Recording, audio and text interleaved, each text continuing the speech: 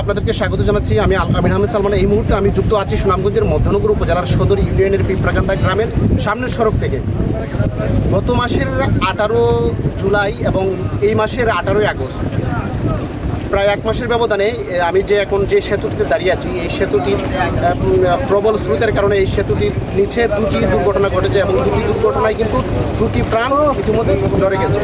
তো কেন এই ধরনের দুর্ঘটনা ঘটছে, তো আমরা এখন এখানে কয়েকজন স্থানীয় বাসিন্দা আছেন, আমরা তাদের সাথে কথা বলবো। আপনি যদি আমাদেরকে একটু জানান যে কেন এই ধরনের ট্রলারডুবি ঘটনা এখানে ঘটছে, যদি বলতেন। আমাদের এই ব্রিজটায় নিচে প্রবল স্রোত বহমান, যেহেতু এই স্রোতে বহমান থাকে তখন আমরা একটু অ্যালার্ট থাকতে হবে, দেখতে হবে যে আমার এইটাতে পারাপার সম্ভব হবে কি না।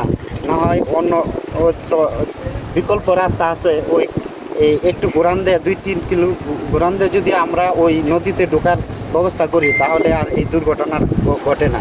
যেহেতু পানি খুব বেশি, এই জন্য আমাদের সচেতন থাকতে হবে। তাই আমরা এই দৃষ্টিকোণ থেকে যদি আমরা দেখি তখন আর এই সব ঘটনাগুলো না ঘটে। সব মশার বিরুদ্ধে সুরক্ষা দিতে এলো বসুন্ধরা এক্সট্রিম অ্যারোসল। মশার বিরুদ্ধে এক্সট্রিম সুরক্ষা। আমাদের যে এই ব্রিজটার নিচ দিয়ে বারবার এরকম একটা দুর্ঘটনা ঘটতেছে, আর একটা করে প্রাণ ঝরতেছে, 2টা করে প্রাণ ঝরতেছে। এটার আসল কারণটা হচ্ছে আমাদের অসচেতনতা। তো এটা অবশ্যই, কারণ আমাদের ভুলের কারণে তো আমাদের প্রাণ যেতেছে। তো তার সাথে আমি এটা বলতে চাই, এই যে এত বড় একটা রাস্তা করছে, আগে কিন্তু এই রাস্তাটা ছিল না। পাহাড়ি ঢল, দেখেন মেঘালয়ের পাদদেশে আমরা বাস করি, এই ঢলের পানি যখন আসে তখন কিন্তু নদীর স্রোত অনেক বেড়ে যায়। আর এতটা রাস্তা পাকা ছিল, এখন বেড়িবাঁধ হয়েছে, রাস্তা হয়েছে। রাস্তার কারণে তুলনামূলক কিন্তু এই ব্রিজটা ছোটো হয়ে গেছে। এই ব্রিজটা যদি একটু বড় দিত, সরকারের কাছে আমার একটা আবেদন এটাই, আমি এটাই বলতে চাই। হ্যাঁ, জনগণের স্বার্থে, কারণ 3 কিলো ঘুরে যাইতে পারে, ঠিক আছে, অনেকেই বুঝে না।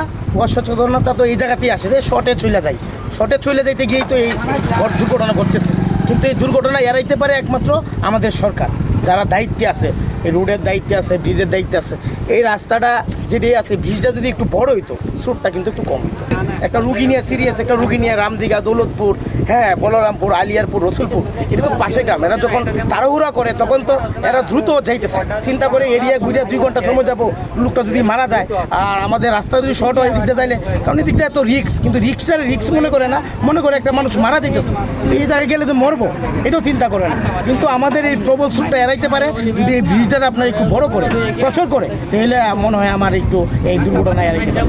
স্থানীয় বাসিন্দা যারা আছেন তাদের সাথে যে কথা বলছিলাম, এবং তারা যে বিষয়টি আমাদেরকে জানিয়েছে যে অপরিকল্পিতভাবে এই রাস্তাটি নির্মাণ করার কারণে এবং অপরিকল্পিতভাবে এই ব্রিজটি নির্মাণ করার কারণে, যার কারণে হচ্ছে যেহেতু এটি হাওর অঞ্চল এবং এই অঞ্চলের প্রধান বাহন বর্ষাকালে নৌকা, তো সেহেতু নৌকা চলাচল করতে গিয়ে অনেক সময় বাধার সম্মুখীন হচ্ছে এবং প্রবল স্রোতের তুরে অনেক সময় দেখা যাচ্ছে যে এই উদ্দাকালী নদী পাড়ি দিয়ে যখন এই হাওরে প্রবেশ করে, তখন হাওরে প্রবেশ করতে গিয়ে এই ব্রিজের নিচে যে প্রবল স্রোতের সৃষ্টি হয়, সেই স্রোতের কবলে পড়ে কিন্তু অনেকের নৌকাডুবির ঘটনা ঘটে। তো এইভাবে প্রায় 1 মাসের ব্যবধানে 2টি নৌকাডুবির ঘটনা এখানে ঘটেছে, এবং এই নৌকাডুবির ঘটনা ঘটার ফলে যেটা হয়েছে যে যারা স্বজন হারিয়েছে তারা কিন্তু একেবারেই মর্মাহত। তো সুনামগঞ্জের মধ্যনগর থেকে এই ছিল সর্বশেষ।